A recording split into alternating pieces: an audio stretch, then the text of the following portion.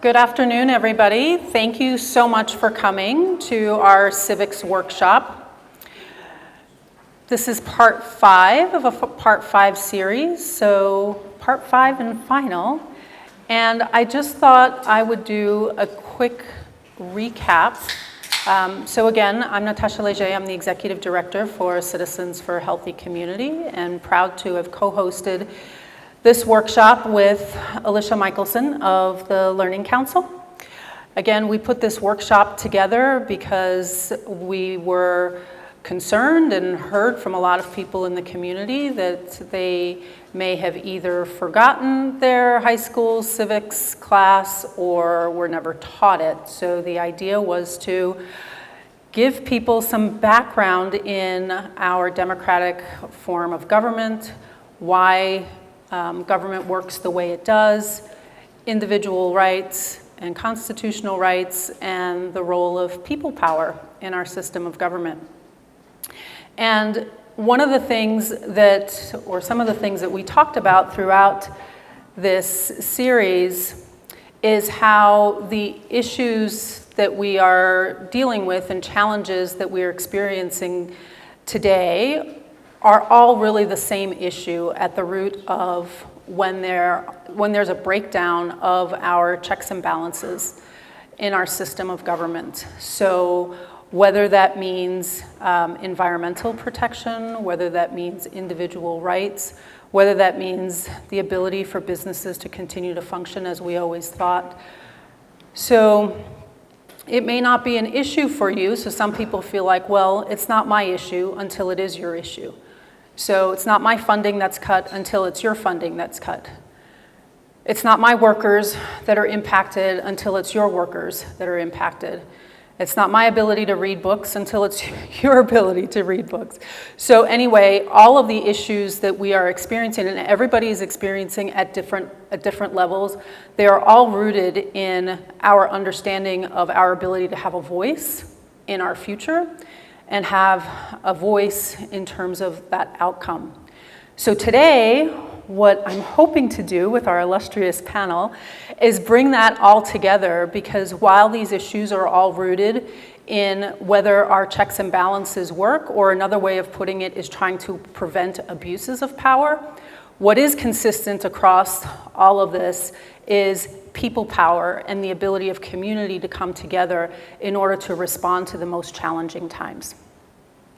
And so with that, I want to introduce our panel, because we are going to touch on some important issues, and I recognize they're not all of them, but we are going to talk about voting and the importance of the role of voting.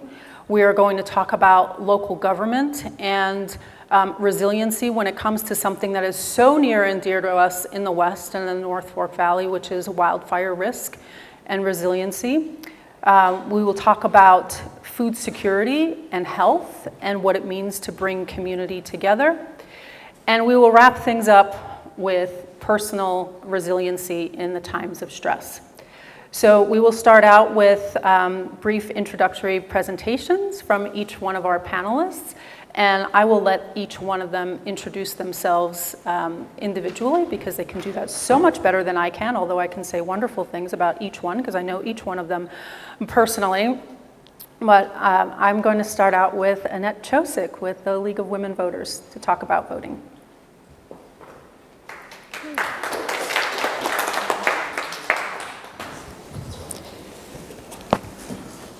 Make this work. Is that good? Can you hear? Okay. My name is Annette Chosick. I'm with the League of Women Voters of Delta County, Montrose County, and Ouray County. It's one league. And I also have Janine here, who you may meet afterwards, who's our co-chair for our area. So you can ask us questions, I'm sure, at that time. The league started at about the time when women were able to vote. That's 105 years ago, this month. So if you think about it, women haven't been voting as long as we've been a country, that's for sure. But only 105 years ago, and as I thought about that, I realized that it was when my mom was 2 years old. So that brings it pretty close to home when women got the right to vote. And so this league has championed voting as coming out of that whole push to get women's vote, and citizen education, and giving information so that people can make good choices when they're voting.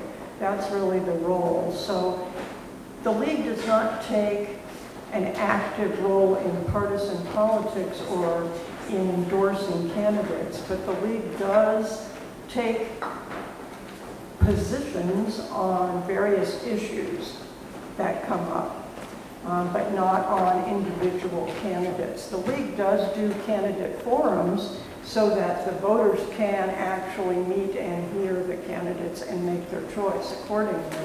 And also now online, you can meet and hear the candidates' positions should they turn them in. I will tell you, there are people, especially nowadays, who won't turn in their information or who won't come to a candidate forum.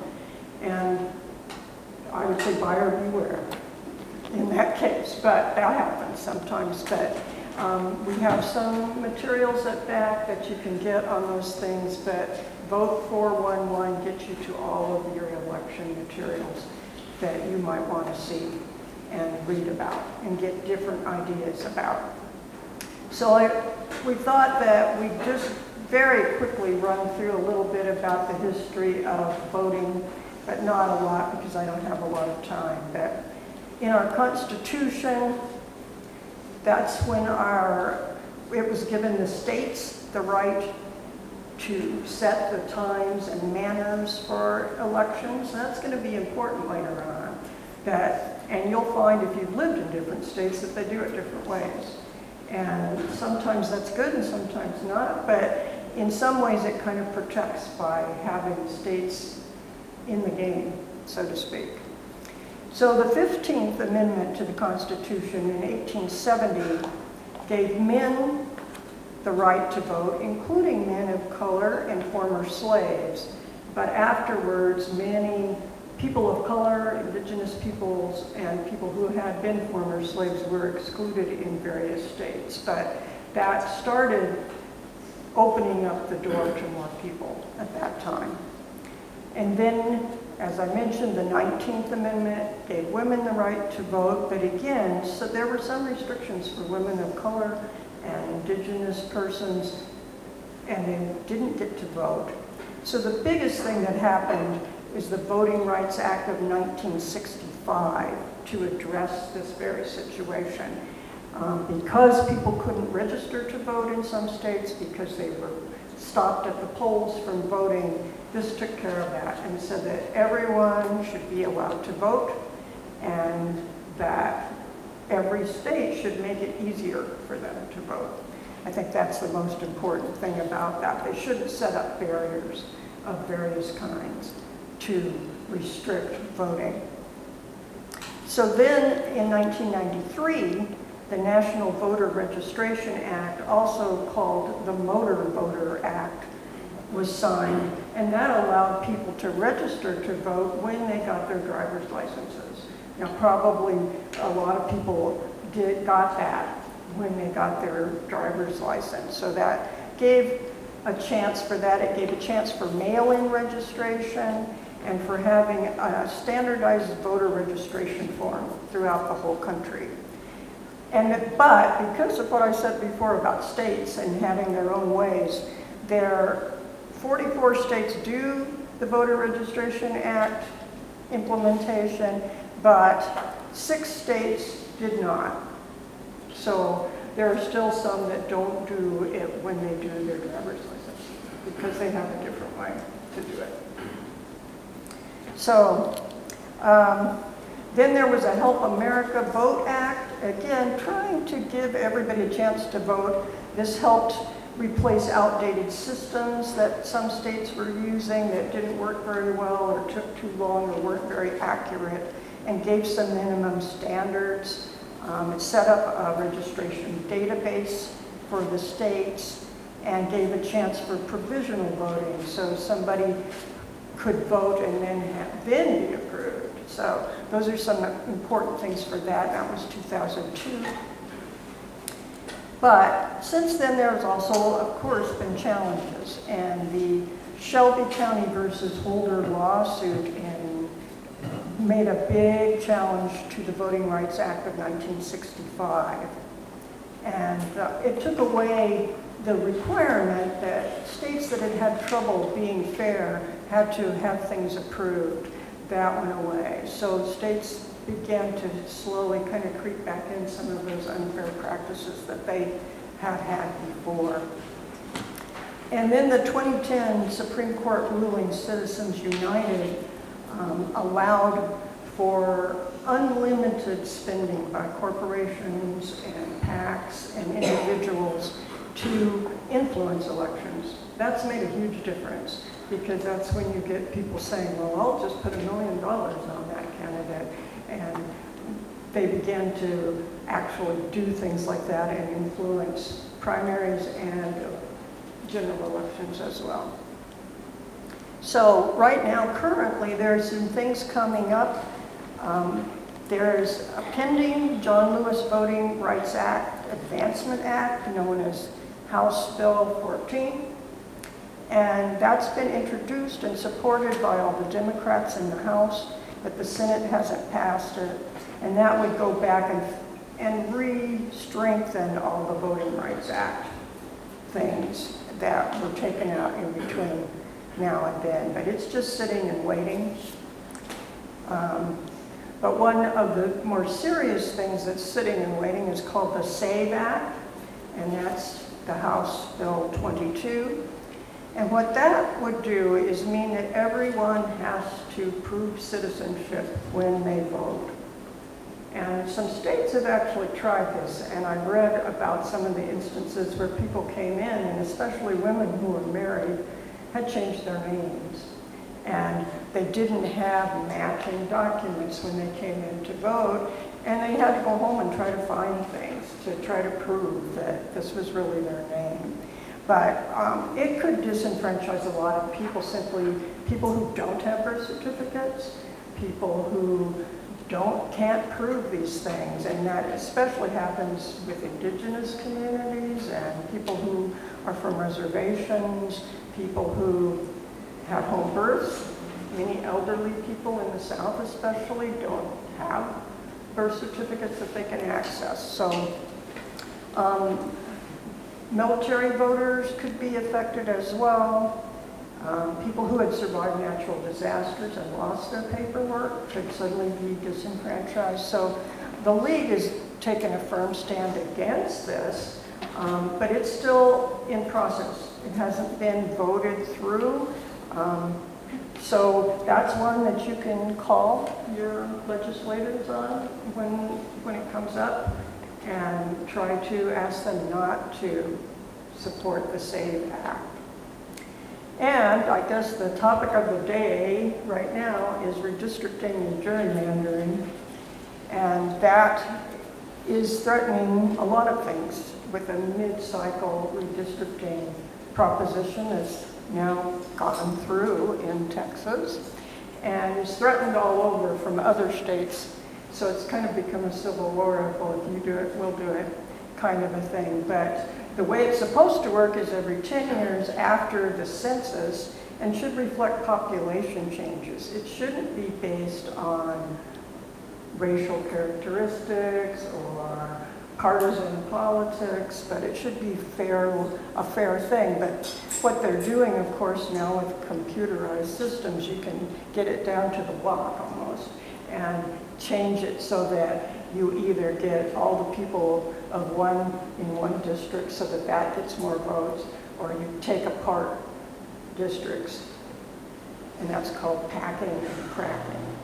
So if you take it apart and put people into a different district, then they don't have as much voting power. Or if you put it all together in one, that is more voting power. So you can kind of see how that would work. But that is it's in the news today, and it's going to probably be there for a while. Some of these may all go to the Supreme Court. I expect Texas will.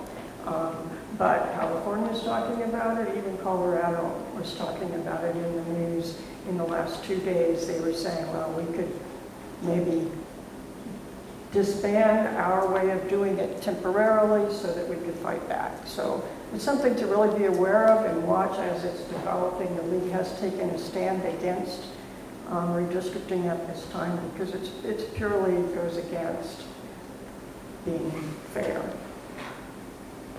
So it's important to keep that racial equity and to think of people who might be excluded. And that's one of the main things about this that's a problem. So we are trying to defend the fair maps and make a statement about that whenever we can. When we talk about Colorado voting laws, Colorado has pretty reasonable laws governing voter registration, voting methods, and eligibility. And you have to be a citizen, at least 18 years old by election day, and a resident of Colorado for at least 22 days before the election. You can register online up until 8 days before election, by mail, has to be postmarked 8 days before election, or in person, is allowed up to election day and on election day at designated locations. So that's an attempt to allow everybody a chance. We do mail-in voting, and you will get a ballot automatically, and you can have it sent to a different address if you need to, if you give them notice 8 days before election day. And then in-person voting is also available, and they will announce the locations beforehand so that you know where you can go. Most places also have drop boxes so that you don't actually have to mail the ballot that you have. So if you vote in person, you can use your Colorado driver's license or a state-issued ID card or a passport or a military ID. So we have same-day registration, which is a special thing that some places don't. So that allows people a chance to vote who might not get to. As far as our redistricting process so far, and unless they change it, is a nonpartisan committee that does it after the census. So it's a congressional redistricting commission, and it normally works really well. Now, it could change. They are talking about doing something temporarily, so we'll just have to watch and see how that comes. But they do it by population equality and preservation of communities and compactness and competitiveness. They want both sides, both political sides or any political sides to have a fair chance. So that's a great thing, actually. So you can be proud of your Colorado system and the chances you have to vote. I've listened to our own county clerk talk about how they process the ballots, and they are ultra careful and safe. It's bipartisan. They are checking every signature, and they call in any that they think are a little off. And they admitted that sometimes somebody breaks their arm and they can't sign properly. They call them in. And so they're very, very careful, and they find almost no errors. So that's a great thing, I think, for all of us to know. So I was also asked just to mention that one of the things that's really important for the league and for all of us is getting good information, and that's why the league puts up so much online as well, so that you can get good information on all kinds of issues that come up. But we wanted to also mention public libraries. Both of us are former library directors, and public libraries are a great source of information. They have databases and things that you couldn't afford yourself, that you can use in your facilities. You can order materials from anywhere. It's something to really support, because it's one of the only places that anybody can use, regardless of income, regardless of their background in any way. So that's something that we were asked just to mention, and think about that when you are, if it comes up as an election item. This is an important community resource for you. So with that, I thank you.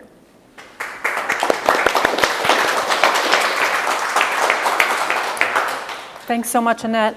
I'll turn it over to Chris Stewart now with Delta County Emergency Management to talk about resiliency when it comes to wildfire and emergencies. Good afternoon. Can everybody hear me? Sounds a little quiet on my end. So as Natasha said, I'm Chris Stewart. I'm the emergency manager for Delta County. I work for the sheriff. I've been with the county for 14 years. Started as a patrol deputy and an investigator in the last almost 7 years. I've been the emergency manager for the county. So most people don't know what emergency management is. You recognize police, fire, EMS. We're kind of in the background. It's just me and an OEM coordinator. What we do is our job is to collaborate and coordinate with other agencies and do those emergency plans for natural disasters and active terrorism.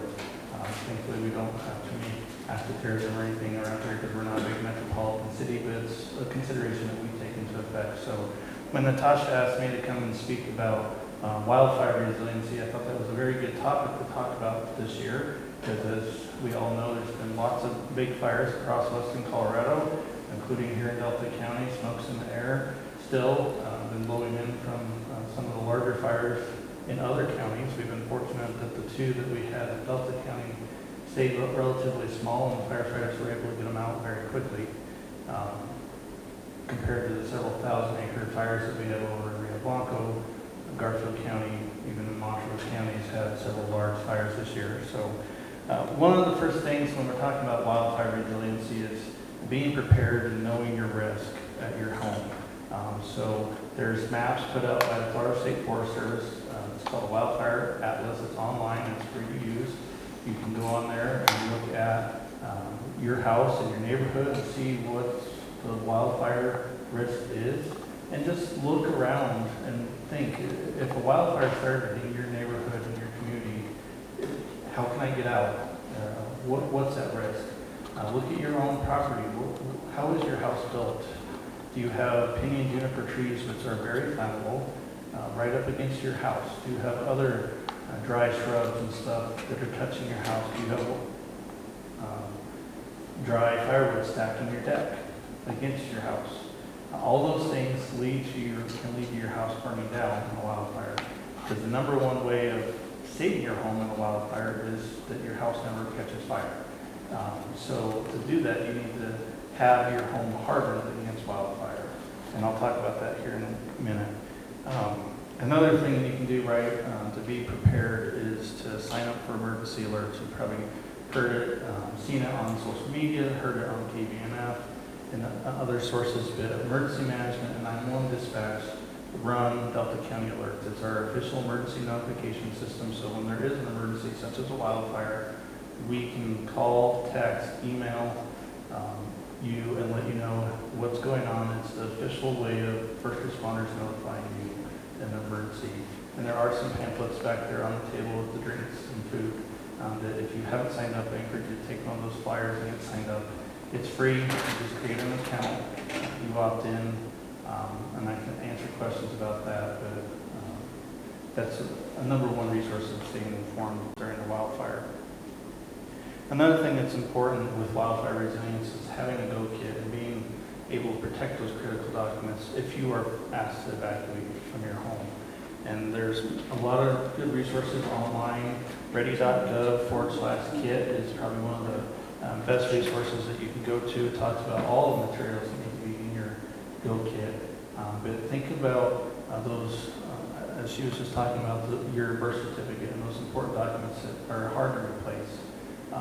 Having those in a kit that you can take with you, or at least scan them and save them to the cloud in a way that is password protected, so that if you do have to evacuate and you don't take the physical document with you, you have a way of getting it and producing it for authorities. If you lose your ID or something, you need that birth certificate to go get a duplicate ID, something like that. Some people also store those, if you're not a person that likes to put stuff on the cloud, you can put important documents in a safety deposit box down at the bank. One of the things when Natasha asked me to speak about wildfire resilience, I thought back to 2020 before COVID hit, and when I went to the State Emergency Management Conference, we had our keynote speaker was Brock Long, who's one of the former FEMA administrators a couple years ago. And he said looking across the country with all kinds of demographics and all the disasters that FEMA sees every year, from flooding, hurricanes, tornadoes, wildfires, is one of the common themes is lack of financial resiliency in the population, and that most people don't have savings reserves built up so that they can go spend a night or two in a hotel if they're asked to evacuate. They don't have any financial reserves to replace their belongings when they're lost. So I looked up some statistics on that, and U.S. News says that 42% of Americans do not have an emergency reserve and cannot cover $1,000 in an emergency. And Brock Long said the first step to creating a culture of preparedness in America is helping people break that negative cycle of money, helping people learn how to budget, save for retirement, and understand the purpose of insurance. Because in a disaster, that's really, insurance is one of your major factors that saves. The resilience comes because FEMA and stuff doesn't come and just hand out money. You gotta go through insurance first, and there's limited resources that come through stuff like that. So I encourage you to think about that and have some cash on hand in your drill kit so that if you had to evacuate, where a lot of businesses and stuff are reliant on credit cards, debit cards now go out, and when the power goes out, the internet goes down, and then point sales don't work. Cash is still accepted at that point. Think about what an evacuation for a wildfire looks like for your family. Do you have more than one way out of your property if a wildfire started fast and was moving fast towards your house? Can you work with your neighbors and create a different way out? Work with the planning commission and stuff if there's something legal that needs to be changed? And do you have, what's your neighborhood look like? Do you have elderly or homebound people that live in your neighborhood or even within your own home? Do you have family members that need advanced medical care, their home, need home health? Can you evacuate? Do you need additional things? We've been working with CU, Center for Independence. They got a big grant last year to fund battery backup portables, power packs that can run home-based oxygen and other medical equipment, and they were giving them out for free, and only a small percentage of people in Delta County took advantage of that.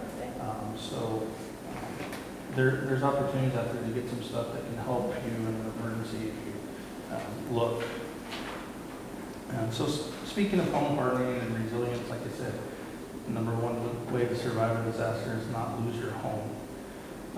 And to protect your home in a wildfire, they found that the fire brands or embers, if those get into your house, into your attic, pile up on summer, and they can sit and smolder and then catch other stuff on fire, that's what leaves the houses burning down. It's not the fast-moving wildfire that burns all the vegetation and keeps going. It's when those embers sit there in piles of leaves and pine needles on your deck, in your gutters, in the eaves of your roof, to get into your attic space. That's what burns your house down, is those embers, because it can be hours or a day later that those houses catch fire. So some tips for that is to use fire-resistant building materials. Don't keep your firewood on your deck against your house. Have it away from your house. Don't have any more than 1/8 inch metal wire on your attic eaves.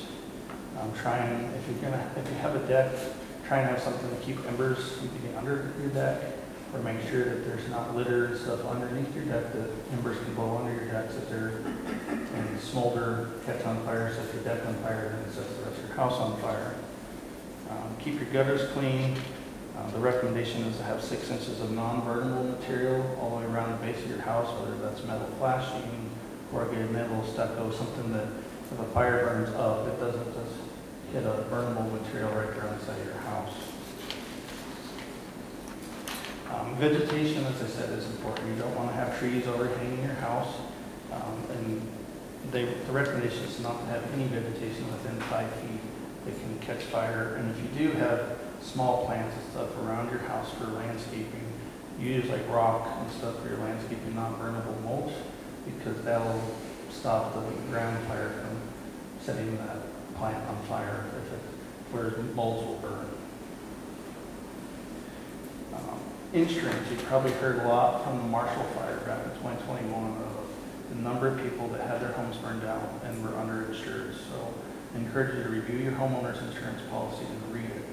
What does it cover, and is the value, if you lived in your home for 10, 15, or even longer, does the value that you initially took the policy out for cover what it would take to rebuild your house? My bet is no, it does not. And that's where a lot of the people who run the front ranks from the Marshall Fire and other fires across the state have found is their house burned down and then their insurance would only cover like a third or half of the cost to rebuild it. So why are we seeing so many fires this year? We've just around here, we've had the South Rim Fire on the south rim of the Black Canyon National Park, the South Valley Fire, which was out in the Dominguez-Escalante Canyon area in Delta County, Montrose, and Mesa County. The Larue Fire, which was most recently up here, 3100 Road, north of Oxford, and the Turner Gulch Fire, which is still burning down there by Gateway. The South Rim Fire was over 4,000 acres, South Valley 2,200. The Larue Fire was only 195 acres, thankfully. And Turner Gulch is 31,699, still burning. So what's the commonality between these fires? And the Lee Fire that's burning over in Rio Blanco County, it's ongoing persistent drought this year. It's extremely dry out there, as we all know. Very low humidity levels. When a lot of these fires started, we had 3% humidity. The fuel moistures are record low, and when the fire starts, it has plenty of fuel in all the elements of that triangle, the fire triangle fuel to take off and go. And it's very hard to stop these fires because they do have so much heat and fuel to take off. And we haven't gotten our monsoon rains. I know this weekend we're supposed to get some, but haven't seen it rain yet. And that leads to the wildfire challenges, because we're talking about challenges that we have locally. Here in Delta County, our firefighters are all volunteer. We don't have paid fire departments. A lot of people move in here from Denver or other metro areas, and they think, well, when you call 911, like Chicago Fire, when you watch on TV, a bunch of people are going to show up. They'll show up, but we don't have the depth and the number of firefighters that larger cities do, or the number of resources. Our fire protection districts do a great job with what they have, but they are volunteers. So when we have these long wildfires that burn for weeks, that's an extraordinary drain on our local firefighters. And typically they get turned over to the state or to the feds, and then they bring in contract crews to mop up those fires, because it can take weeks to get a containment line around. And when you say containment in a wildfire, it means that they're physically digging a hand line all the way around that entire fire, about 18 inches wide, and putting their hand on the ground and making sure there's no heat in the ground. And they have to do that all the way around the entire perimeter.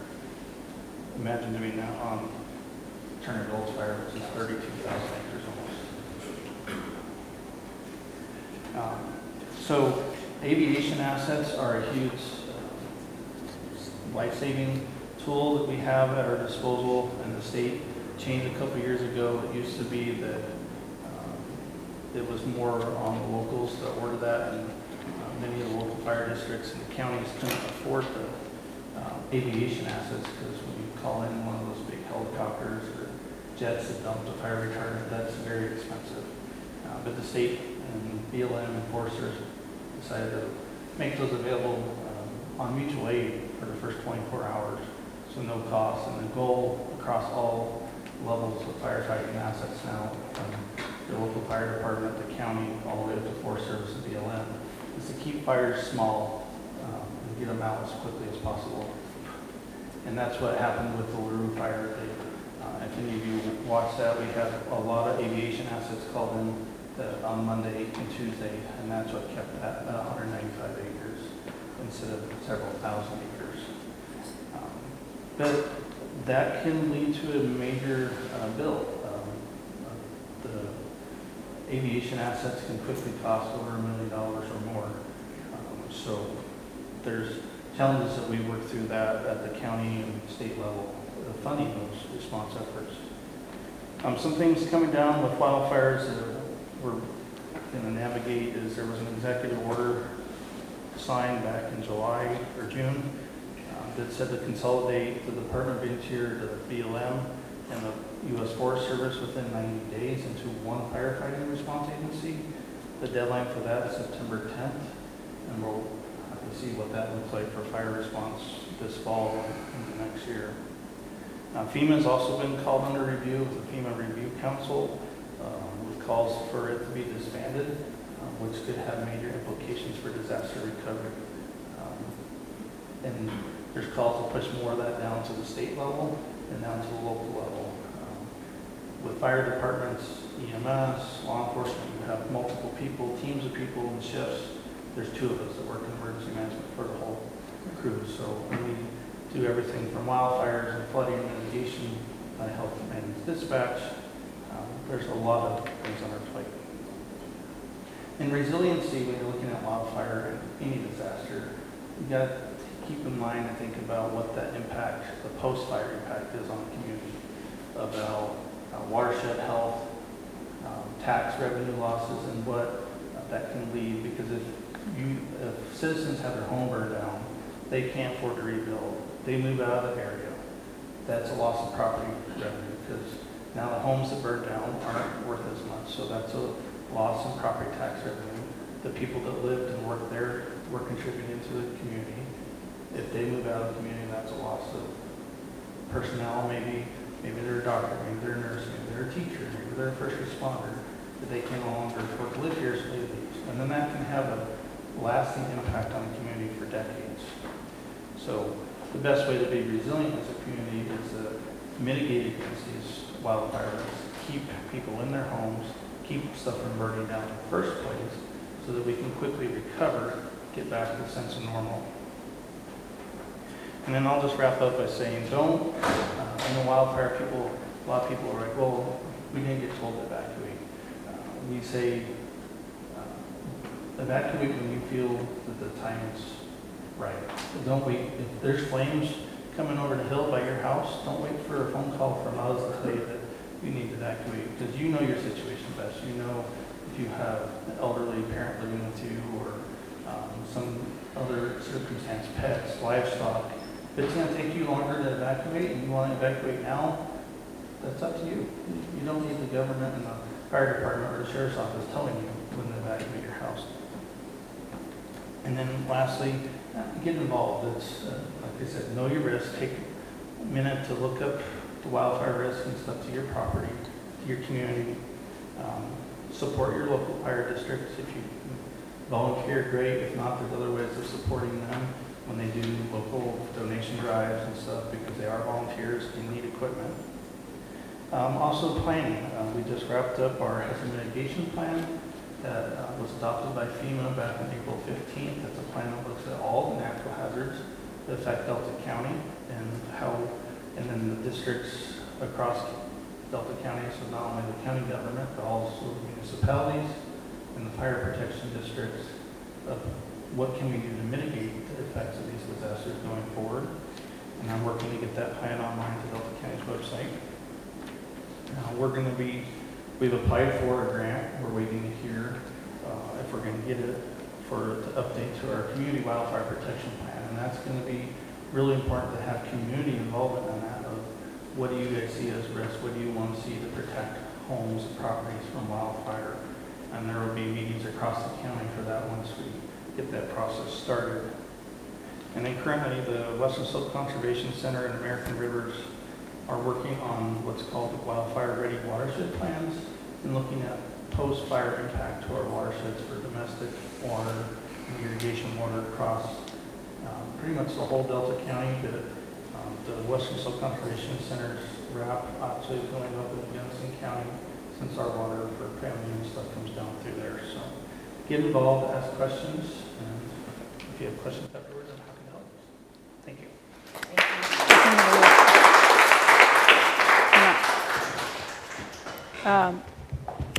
Thank you so much, Chris. I usually don't do this. I usually wait to continue with all of our panelists, but I did want to just express my appreciation to Chris, because at least in the 15 years that I've been here, we haven't had a major fire in Delta County, and I think a lot of that goes to your efforts and your team's efforts. And I just think we should all appreciate our volunteer firefighters for what they do. So if you just give a hand right now. And then also, before I forget, I just want to ask you a specific question, if you don't mind. You had mentioned that that there was an opportunity for a grant for battery backup for emergency purposes. As you probably know, I follow Delta County pretty closely, and I never knew about that. So how would people have known about that, and is that still an opportunity? Good question. Yeah. Yeah, it was through the Center for Independence, they go by the acronym CIDP, Center for Independence and Living out of CU, Anschutz, down in Denver, I believe. And we shared some stuff on social media, and then we're trying to utilize EMS and home health providers who are actually working with people that they know on a one-to-one level.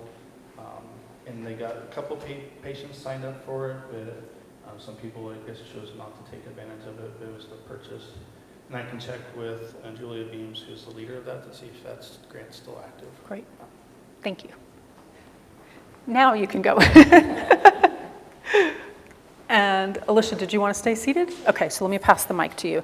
So let me introduce, you all probably know anyway, Alicia Michelson, Executive Director of the Learning Council, who does just such amazing work in our community and in putting together this community hub that we are in today. And so want to turn it over to her and talk about all of those efforts. Thank you.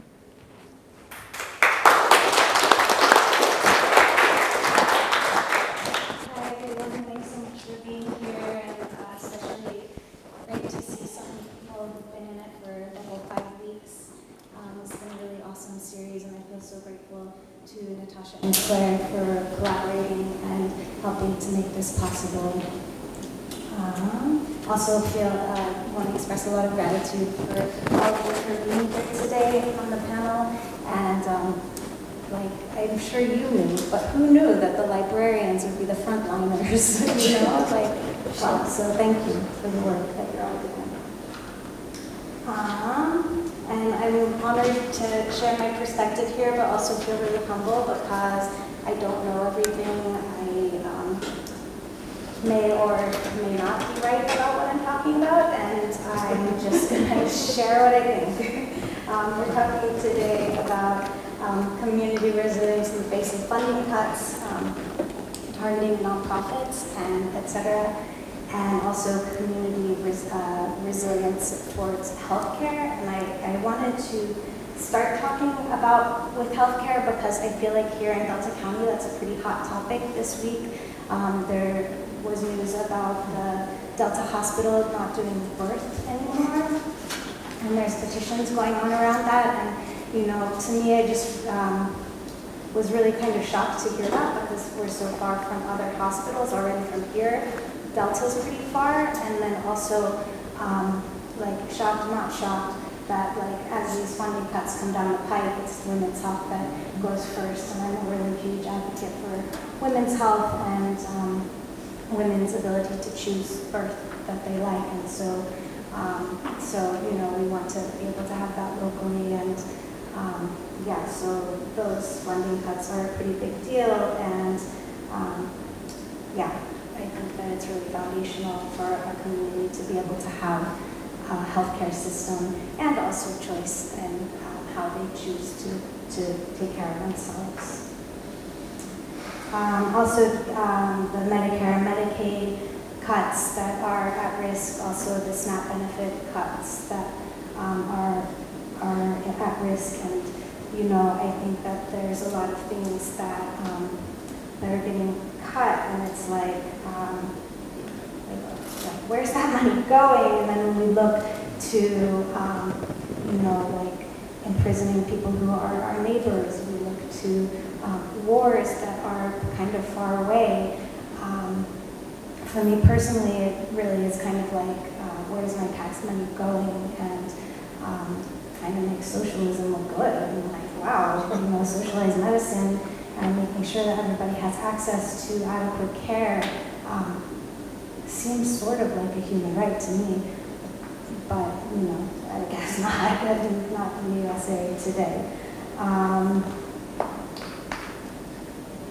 And then also, in terms of healthcare, for me personally, I have a lot of questions around the big pharma and how that is reconciled with the Hippocratic oath that doctors take to do no harm, knowing that a lot of people really are struggling with addiction to pharmaceuticals and meds, and having a lot of questions about how that impacts our communities and community health. And so I wanted to ask you all, what does resilience look like in terms of healthcare? And if you can just sort of popcorn how that would feel to you. But, like I said, I don't really have all the answers. I probably have a lot more questions than I have answers. And so I'm just wondering, for folks in our community, what does that look like, and how would you all proceed? Healthy food, sustaining our immune systems, prevention. Alicia, do you want to repeat it? Healthy food? Choices always. Choice, yes.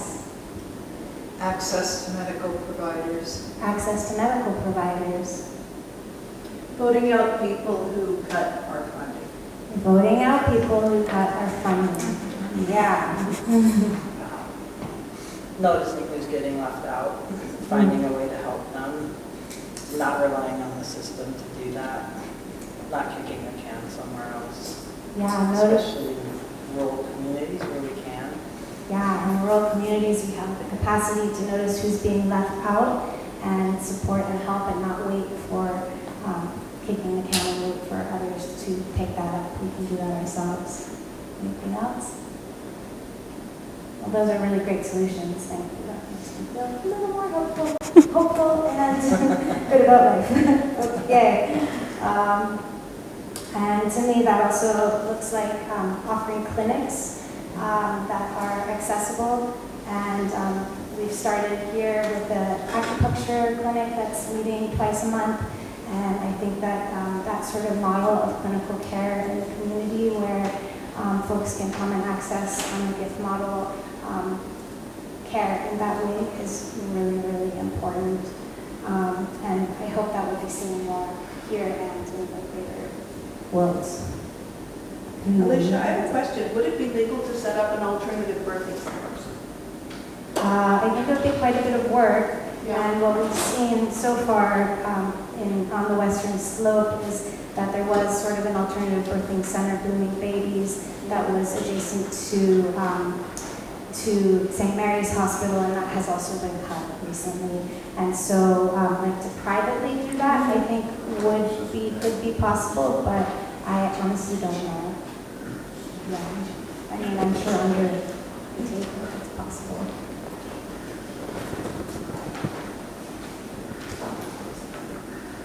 Okay. Also, we can use that ounce of prevention with a good diet, which we're so lucky here in the North Fork Valley to have access to amazing local food, which I'll be talking about in my time here, and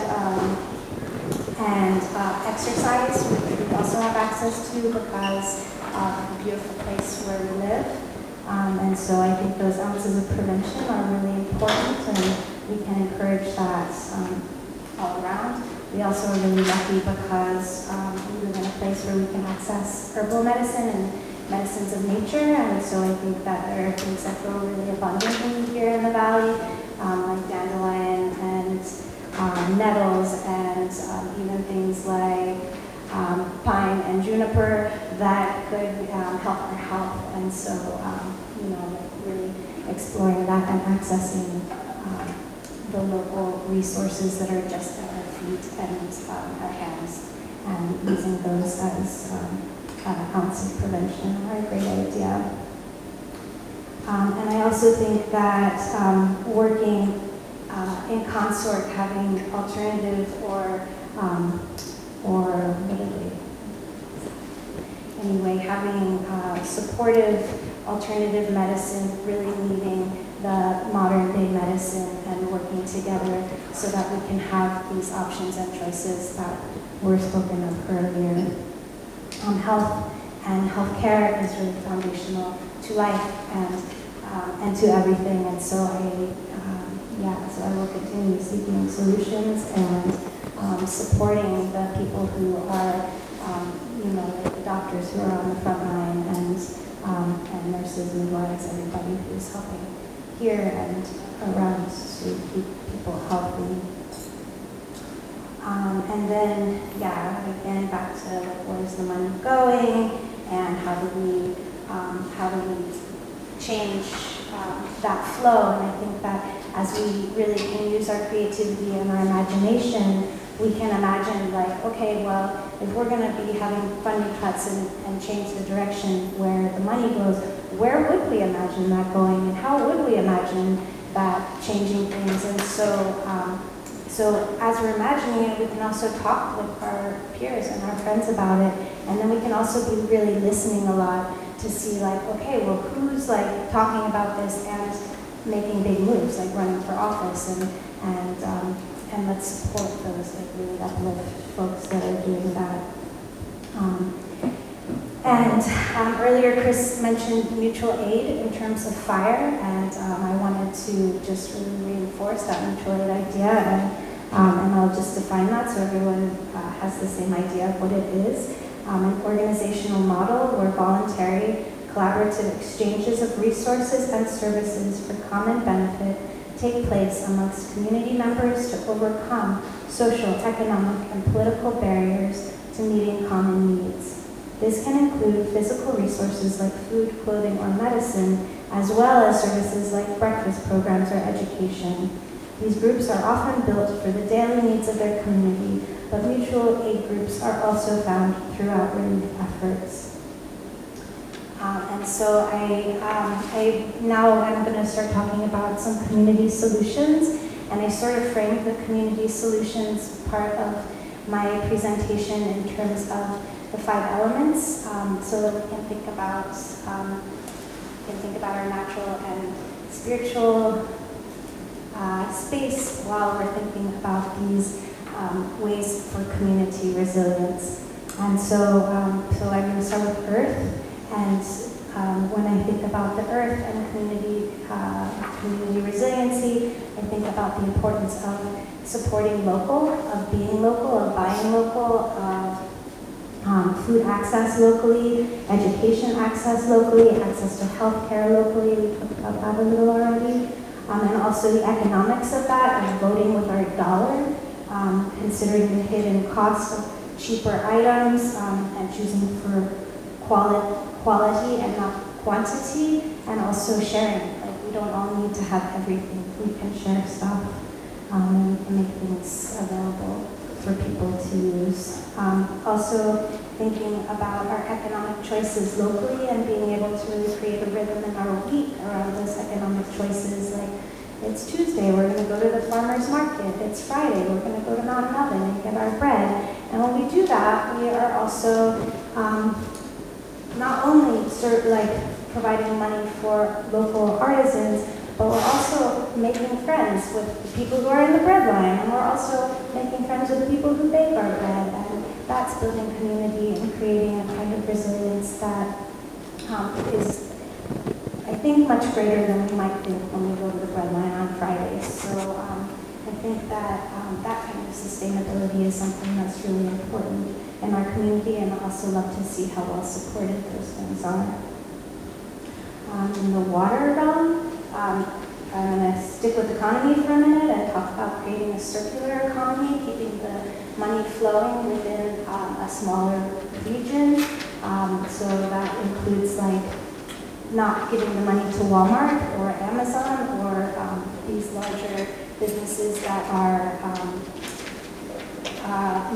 like maybe part of this whole like 1% thing that's going on right now, and really making sure that our farmers have the support that they need to continue doing what they're doing, because like we're talking about this intense drought that we're in, it's like this is really hard work. And even if it seems like, like $8 is a lot for a bunch of carrots, it's a really good deal. So I really just want to say that circular economy is a great idea, and also I think that we can be thinking about exploring new ways of economy, like barter economy or different kinds of trade, and that these ways can also be really inclusive to people who don't have as much access to cash, and then can also really encourage folks to develop and find craft or a trade or a way to contribute to an alternate economy.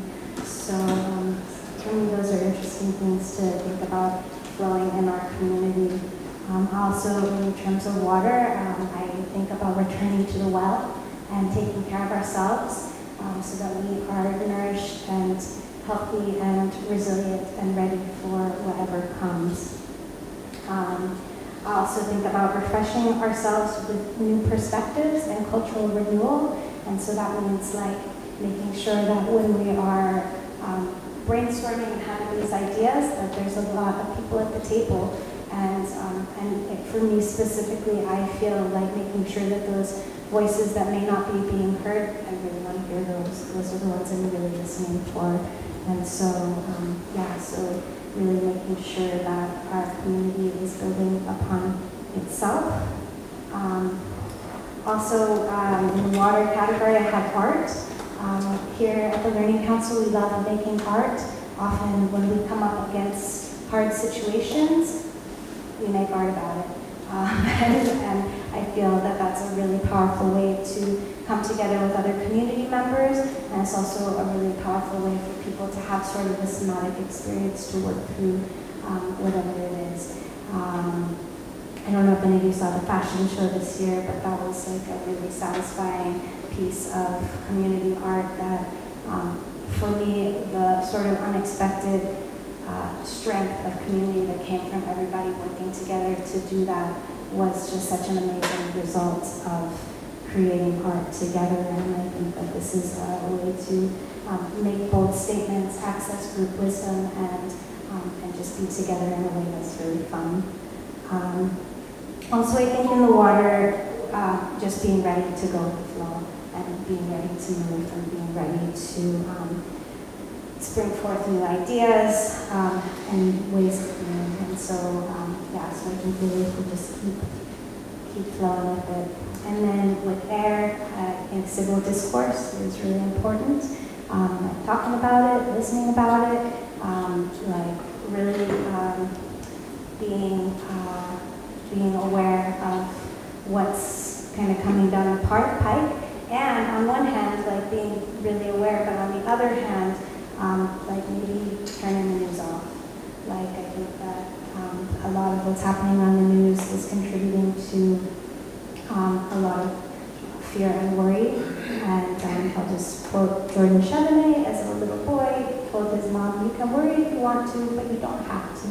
And so I think that if we can, rather than worry, take action or take a breath, meditation. These are air elements to me that really can help people to kind of clear their minds and look at things from a fresh perspective. We can also use our own voices and privilege to create change, to dissent, to get in harm's way, and to cause good trouble.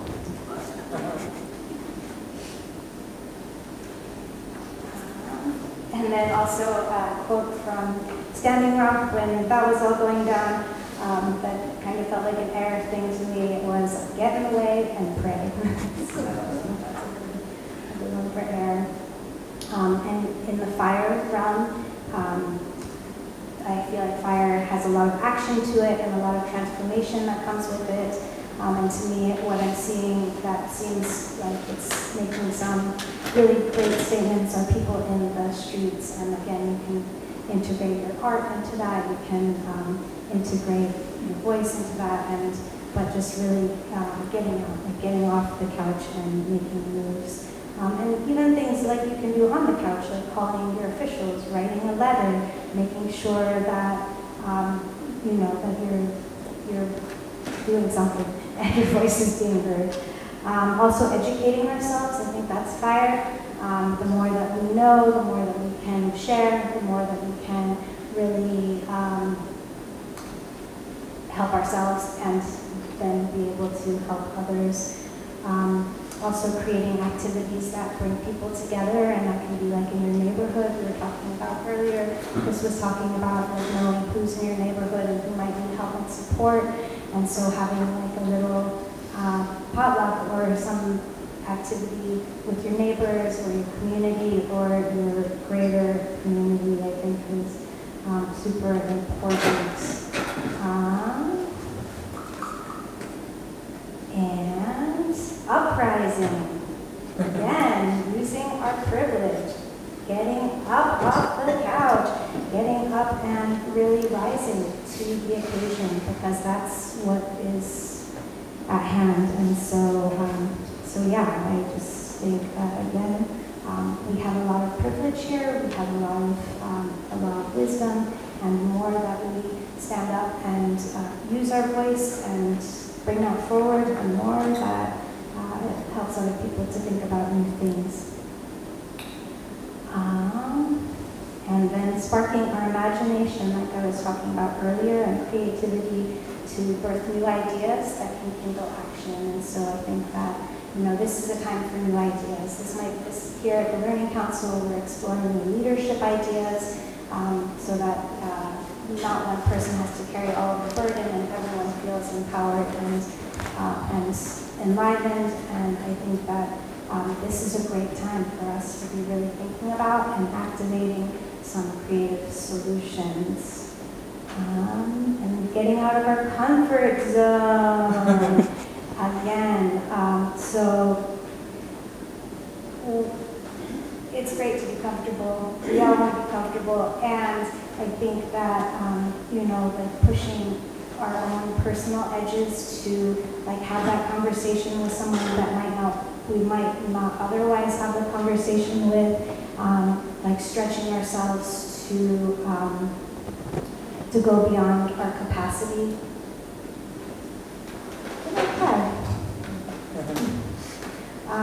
And I think the more of us who are willing to do this, the more that we may actually have that like stitching time that can save some troubles down the road, because it's looking like we need some stitches in time right now. I am noticing tactics of fear and chaos right now, and I think that to me the reaction would be to react with love and rhythm and order. A few weeks ago, I was able to attend a conference where the author Valerie Kaur was, and she's doing a radical love tour right now, and I just think that's a really powerful. She's doing a radical love tour, and she's promoting a book called The Sage Warrior. And so it's like, yeah, radical love, and like we're willing to like hold the knife and do like cut out the things that are not serving. And so if we can do that with a loving heart and expand our capacity and our heart space, so that we can like really use that as a vehicle to create the changes we want to see. And then when like the chaos piece and thinking about cycles, and so I think that the more that we're able to honor like the weekly cycles, like we talked about, like market on Tuesday, bread on Friday, but also like the lunar cycles, the full and new moons, the holy days, the planetary movements, and festival days. All of these cycles are ways that can tie us together as a community, and also keep us really grounded in the chaos. And so Waldorf education, having the rhythm of the day for the students, that they know what's coming next, they feel safe, they're able to then be more open to learning. And so I think that the more rhythm we can create for ourselves personally, but then also these sort of community engagement opportunities are really cool. And then I'm going to talk finally about the quintessence, which is also the ether element. And so I think that unity is a really huge piece of this in my mind. And I'm noticing right now, as well as the fear and chaos, there's also this divide and conquer kind of vibe that's going on. And so I think that the more that we can get together as a community, the more strength and power we have, and also like the greater minds to find solutions. We don't have to agree with everyone, and we can seek to respect and understand different points of view.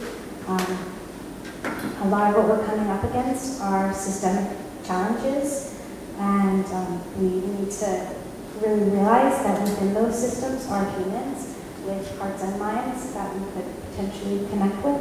And so by connecting with other humans in the systems, we may be able to create change from within, and we also may be able to expand our community in that way.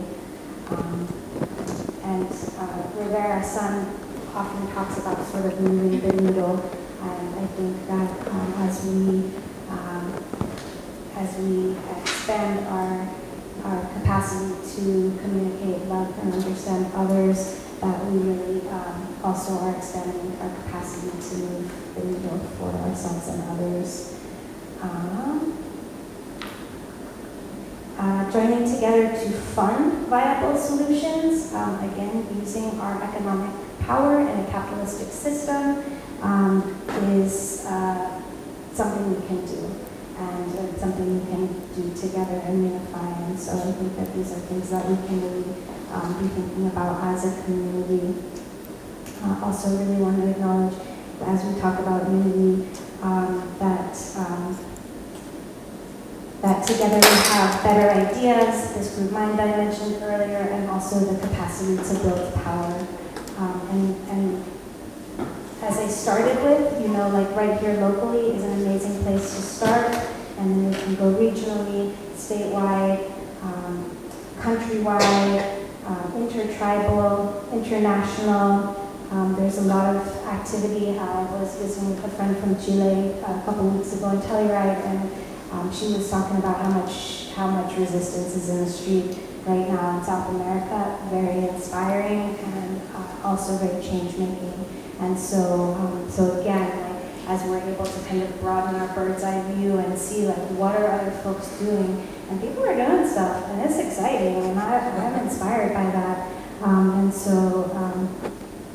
That's a really big piece of sort of spreading our consciousness and imagination, and also our community, because our community is broader than just here, which I think is super important. And I also want to acknowledge other species in that, and the environment, and using our voice to speak up for those who don't have a voice, because we're nothing without our environment.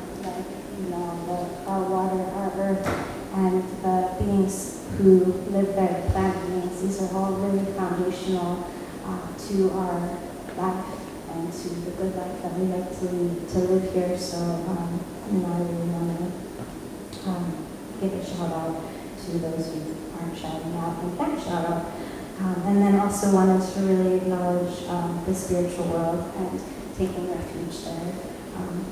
Because I think that that's a place where a lot of people are able to access a lot of help.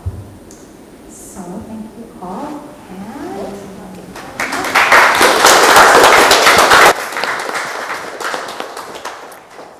Thank you so much for that, Alicia, and for going through the 5 elements. And I'm sure we'll have lots of discussion in a little bit, but before we do that, I want to introduce David Baumgarten and thank him for coming up from Gunnison to be with us today.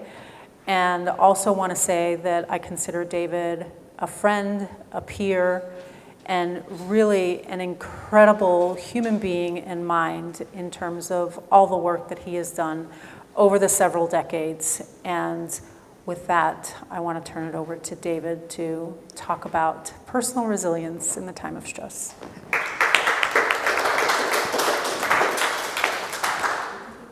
Good afternoon. Do folks need to just stand up for a minute and shake around? First step to resilience, shake around.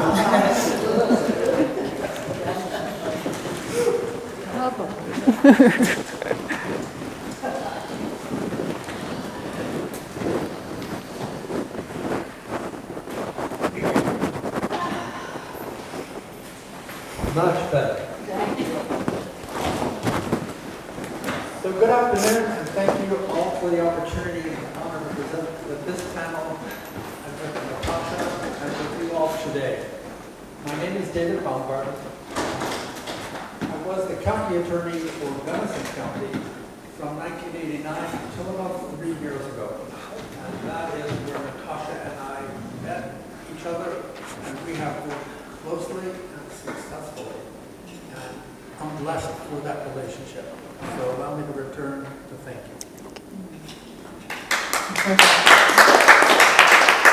Like others, I'm searching still for the answers to life's truly important and mysterious questions that impact our human behavior so we can work toward a common understanding, health, safety, nurturance, and peace.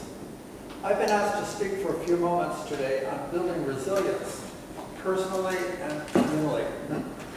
My personal and idiosyncratic search for resilience has led me to 4 related disciplines. And if you don't mind abiding with me for a moment, the first of those disciplines is formal education. I was a UC Santa Cruz student. The first year UC Santa Cruz was open in 1965. I don't know if I can say that I'm proud to say I was the first one who was thrown out. I asked, please, can I come back? And the answer was yes. And I was the second one who was thrown out. It's no surprise that I wound up at UC Berkeley for the rest of my life. Graduated from there, went to the University of Colorado Law School. I also was fortunate enough after law school to be accepted at Harvard University and got a master's in ed. So my first discipline is formal education. The second discipline is the practice of law. Now for over 50 years, I'm admitted to practice here in Colorado, Massachusetts, New York, and a host of federal courts. Now law practice started those 50 years ago in Fort Collins, a free clinic where we had a doctor, a mental health professional, and an attorney. And one of my memories of that practice was being called in front of the local bar association, where they asked me a question. The question was, do your clients have shirts? And my answer was, they do. And they said, we want the shirts off to the back, get out of town. Dang. So that was my introduction to the practice of law. Wow. I went from there to a federally funded legal clinic on Cape Cod, a field instructor with the Harvard Law School and the Children's Defense Fund. I was a public defender in Brooklyn through the years of crack cocaine and blackouts, a brief private practice in Boulder, and then, as I said, Gunnison for 30 years as the county attorney. The third discipline that I have is 45 years plus of training in Korean, Chinese, and Japanese-based martial arts, where I have learned to apologize to people. And I think that's my strongest martial arts skill. Second is get out of the way. The fourth discipline is that I have taken my first set of formal vows as a Zen Buddhist. On our way to a first set of vows, formal set of vows as a Zen Buddhist. And of course, I live way out in the country with my big white fluffy Samoyed. So the paths to resilience available to me personally and to us as a community, not surprising, they're similar. Let's start with the definition. The American Psychological Association defines resilience as the process and the outcome of successfully accepting the difficult and challenging life experiences, especially through mental, emotional, and behavioral flexibility and adjustment to internal and external demands. The APA's definition continues that a number of factors contribute to how well we adapt to adversity. Predominant among those factors are the ways in which individuals view and engage with the world, the availability and quality of social responses and resources, specific coping strategies. Most importantly, the APA concludes that the resources and skills associated with more positive adaptation, that is, resilience, can be taught, can be learned, can be cultivated, can be shared, and be consciously practiced. So why are we talking about resilience now? We, institutions, beliefs, behaviors, civic and personal, are under siege. We can get tired, we can actually get exhausted. And more than that, let's recognize a force that's emerging currently in our communities, our lives, and I would bet in each and every one of us that's in this room. And that force is fear. Fear is a word that we don't like to speak of, and it's a word that we don't like to confess that we're experiencing. But fear is a legitimate response caused by anticipation or awareness of danger. That fear currently is real and it's justified.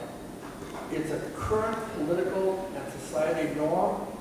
The fear is real, immediate, continuing, disorienting, debilitating, and destructive.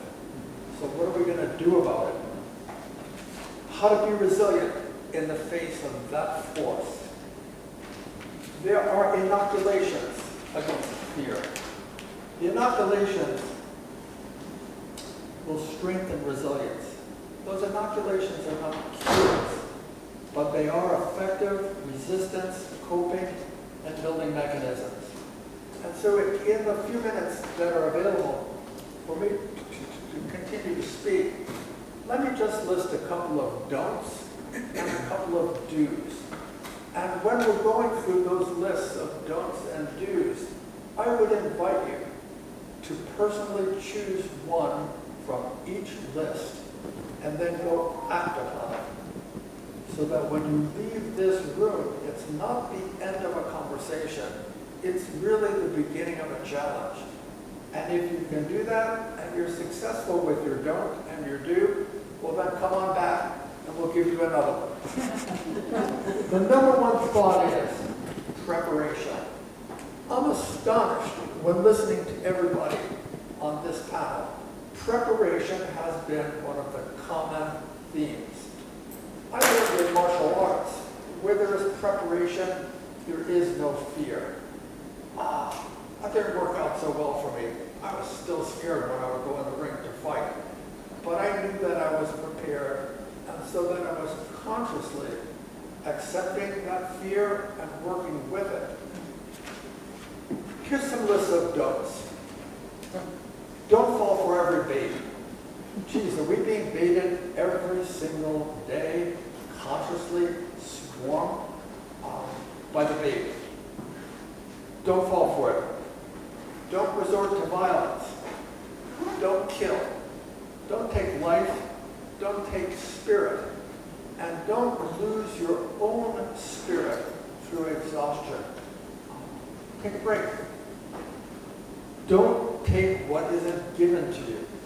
Don't misuse our differences. Refrain from false or inflammatory speech. Refrain from intoxicants, not only the usual mind-numbing substances, but also our egos and our power tripping. Don't slander. Don't praise yourself at the expense of others. Don't be avaricious. Don't be greedy. Don't harbor ill will, and don't give up. That's a good list of don'ts to work with. And here's a list of do's to work with. Do act locally. Do be other-oriented. Do volunteer. Do participate. Do require responsiveness and accountability from those in authority. Continue with your education. Be curious. Stretch. Strengthen. Then use your strength to address your weaknesses, which is a do. Acknowledge your weaknesses. Do learn and use your best and favorite techniques. Do make and keep commitments. Do practice tension and relaxation. The work that we're about to do, the work we're engaged with, is not easy. And you can knock your brains out. So take a break every once in a while. Be tolerant of others, but set limits. Listen with the intent to hear and understand. Mentor and be mentored by others. Be the example for what you want to advocate. Be soft on the outside and hard on the inside. Use manners, just starting with please and thank you. And that's the one I'm currently working on. When I go to get a cup of coffee from a barista, I will say, thank you for coming to work. And the look on the person's face is astonishing. Okay, I have a cup of coffee now, please. But that thank you and please go a long, long way. Vote. Run for office. Remember the quote of Margaret Mead. The quote is, never doubt that a small group of thoughtful, committed citizens can change the world. Indeed, it is the only thing that it ever has. And most important is a current lesson that I'm learning, which is kindness wins. Thank you for the opportunity to speak today.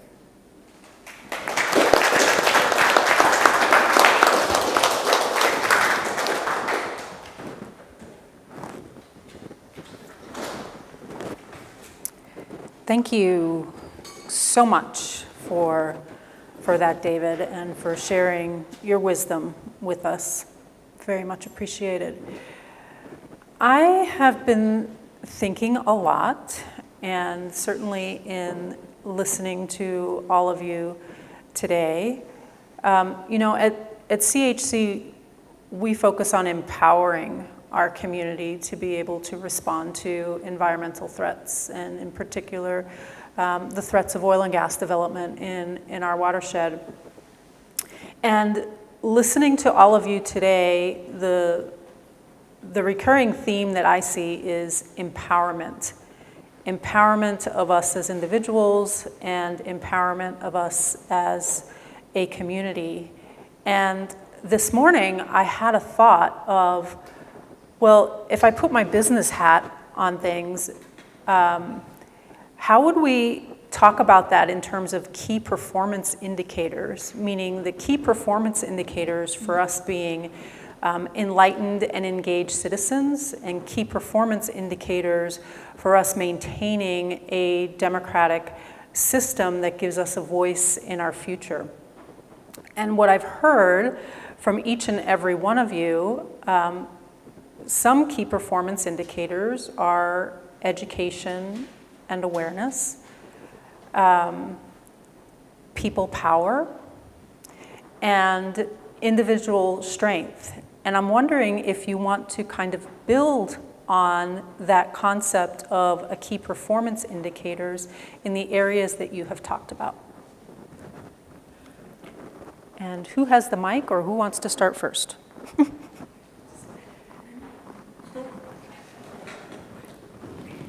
Hold it to your, yeah, or clip it on. Okay. Actually, don't hit the mute button. Hold the clip. Yeah. Okay, I think we got it. Closer? Closer to your lapel. Yeah. Okay, I would like to just encourage everybody to seek out information. If you're curious about a thing, look it up. find out more. Find people who know more that can tell you other things about it. And never let loose of your curiosity, because that will keep you going when other things won't sometimes. So education and curiosity are key in this time.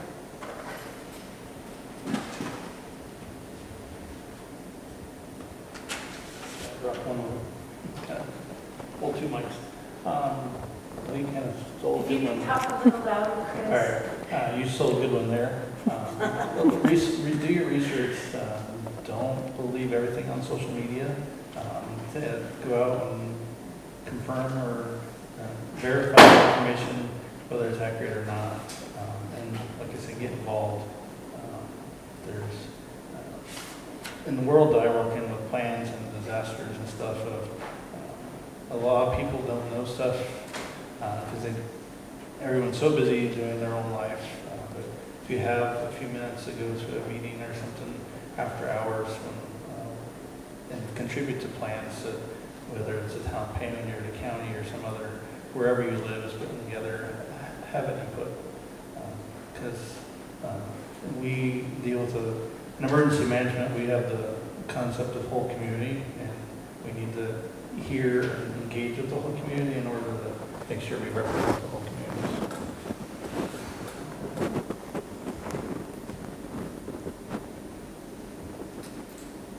I think that some key performance indicators around what I've spoken to would be like seeing more diversity within public offices. Like we were talking about, or I was talking about more people at the table, having everyone represented at the table. And so I think a key performance indicator would be really seeing that in our community in a way that is representative of the entire community.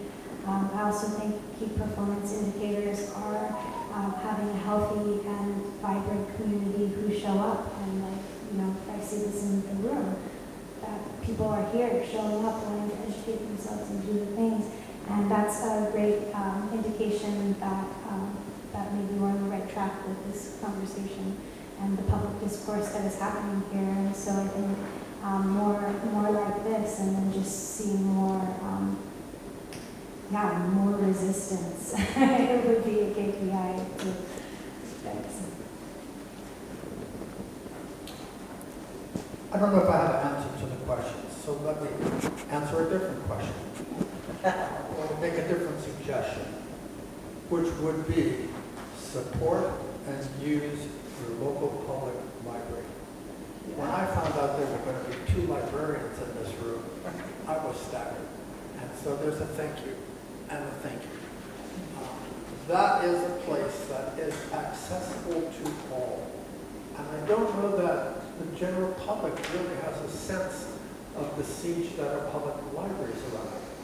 The book banning will lead to book burning. Our local library is also a place where people can convene, whether they may be the citizens or not. It's a place where people David. can get through. David, can you put it closer to you? I'm sorry. That's okay. You're saying very important things. We don't want to miss it. Yeah. So the suggestion is, please support and use your local libraries.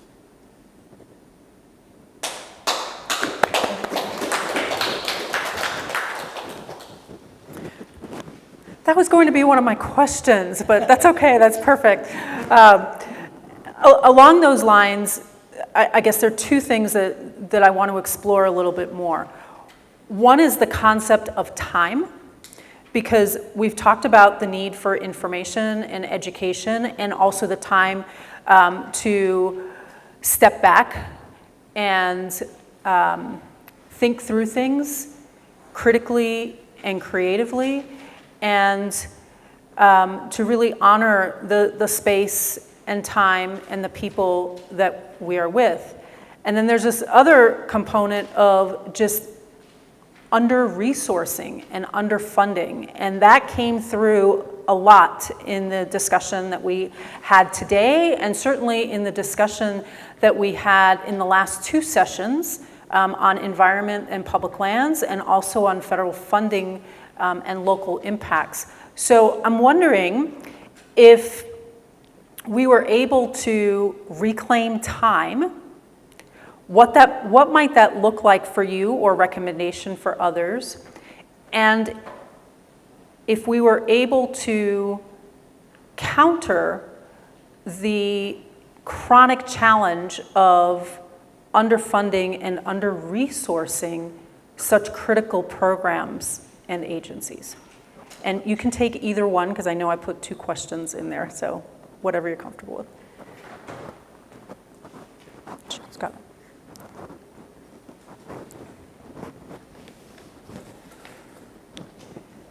In talking about reclaiming time, I think of that personally and making space for creative process, whatever that is in your life, whether it's music or it's poetry or it's writing or it's whatever it is. It's really important to keep yourself fed in some way that's important to you and taking the time to do that. It's really easy to get caught up in all the stuff that's going on and just lose a whole day doing that. So be careful with that. In terms of funding, what's interesting is that in the end, we start to fund or defund things that we defund things that we don't like or that we want to keep away from someone. So be watchful about that.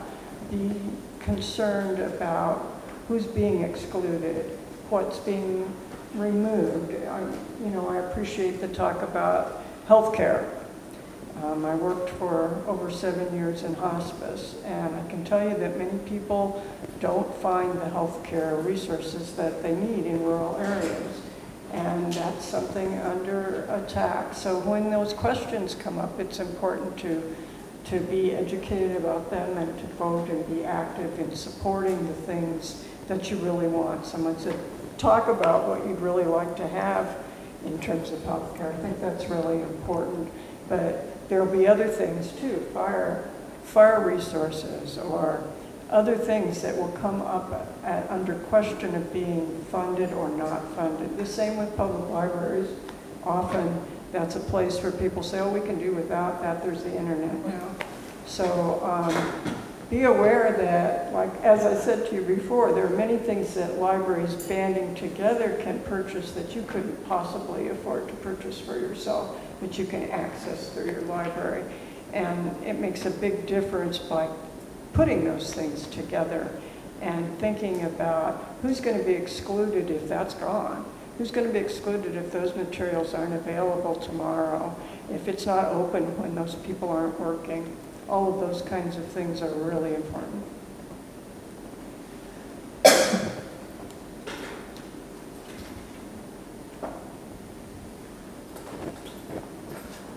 Two good questions, Natasha. I struggle with the time, and there's never enough hours in the day for an emergency manager and all the projects that I have on my desk and my colleagues have on their desks.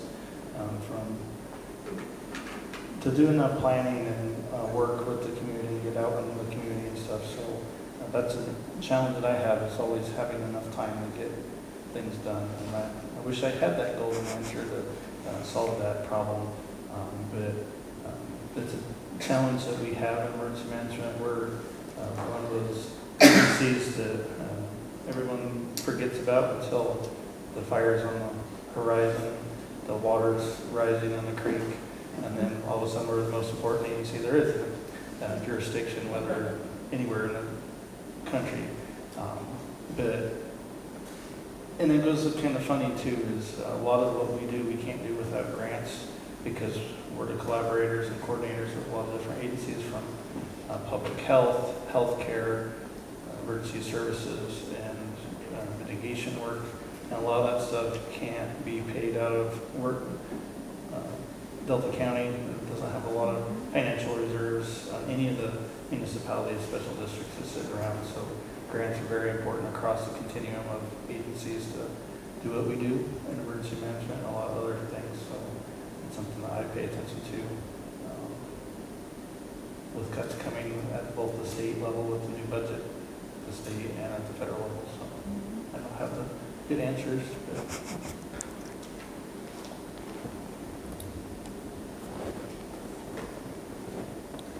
I think that right now time is really of the essence.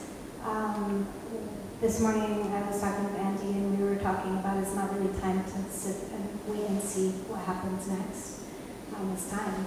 And so with that, I think it's also so important to create the time to take the pause and take the breath and whatever this thing is for you that fills the cup so that you can make the most of the time that we have. I think time will expand. David? Time will expand to fit what you want to do. And so take advantage of it. Don't procrastinate. It's like planting a tree. The best time to plant a tree is now. Let's get started.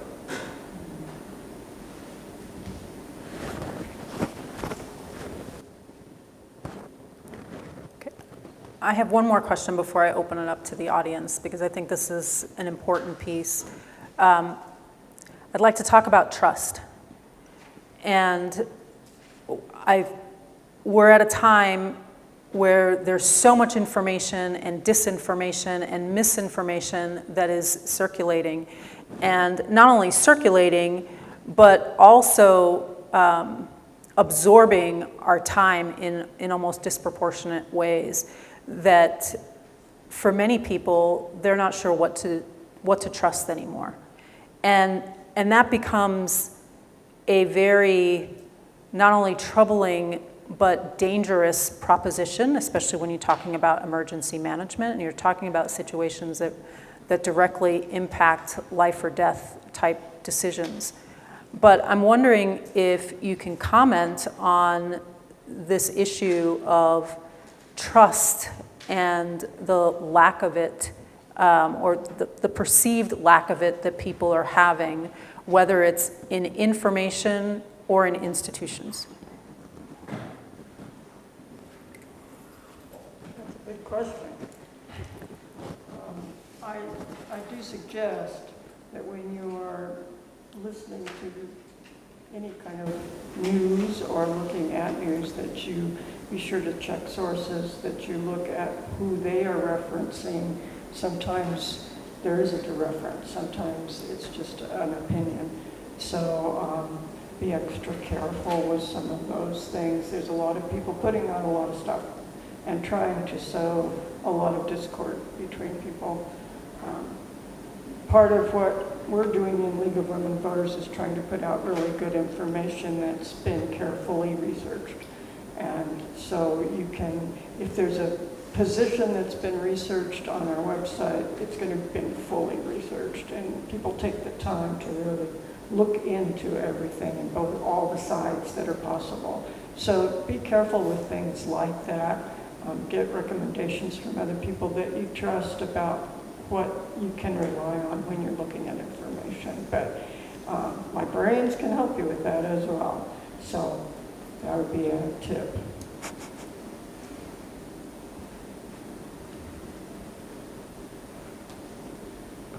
For emergency services, looking to the lens of trust and stuff, what we see a lot of times with wildfires or other disasters is the message boards on social media are not always your friend with the trust and verified information. People get on there and start spreading information with their opinion, what they think is actually going on, and people discount that for the information coming directly from the fire department, my office, the county or stuff. It might take us, our goal is always to be putting information out there that's accurate and verified, and it might take us a little bit more time to verify that information before we put it out there.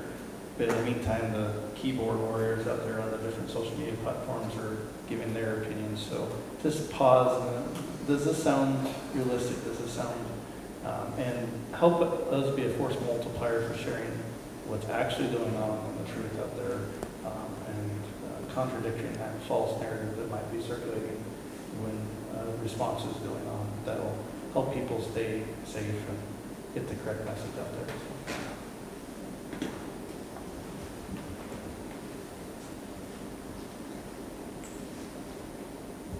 Last night I got back from a trip. I was with some of my teammates here at the Living Council down in Ignacio and Poyac, visiting the Southern Ute and the Mountain Ute Reservation. Since 2016, I've been working toward reparation.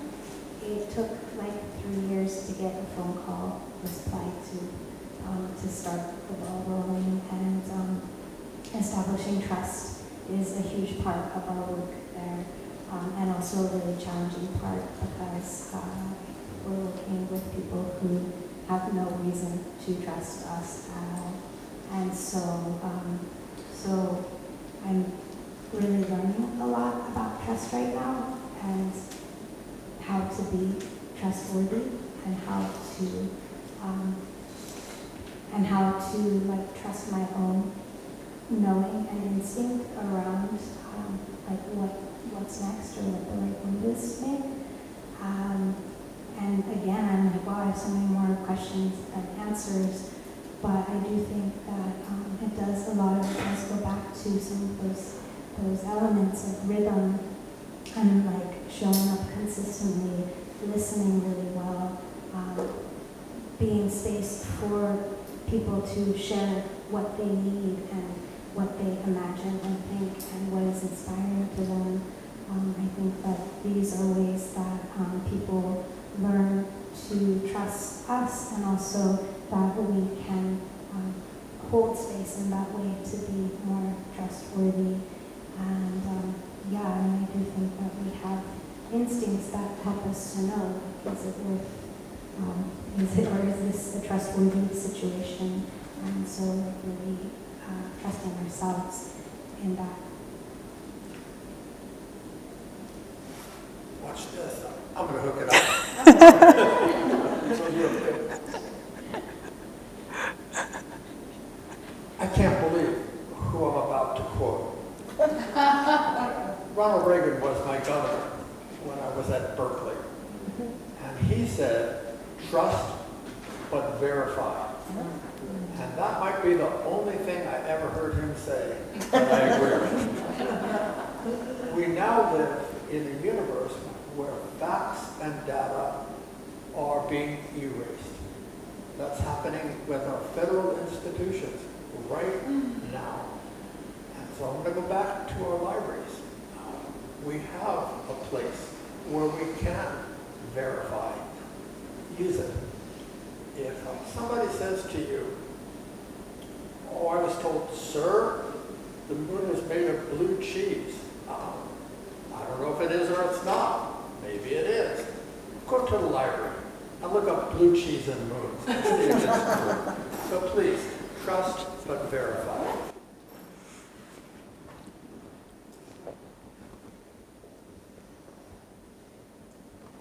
Thank you so much for that. And, I just want to repeat, knowledge has always been power throughout our history, and it is still power today.